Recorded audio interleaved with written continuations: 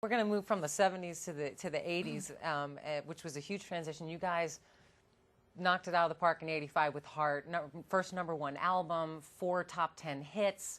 These Dreams, a #1 hit for you guys. But the interesting thing is that it was so different for you at that time. You had come into the MTV '80s, and things all kind of changed.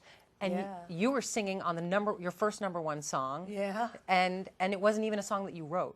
Right, right. How was that for you guys? Was that odd? It was a total The different. 80s were a whole different sort of costume ball. A whole fashion show was happening. That's putting it nicely. It was, you know, MTV helped it all start that way too. And Prince and the Revolution really got the, you know, the leather and lace and everything, and the corsets and the, you know, the I forgot about the heels corsets.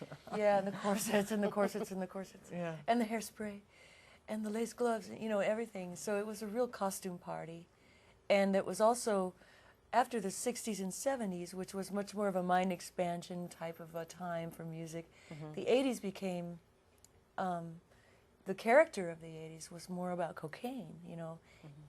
The more insidious kind of ego-driven kind of thing was going on. Yeah.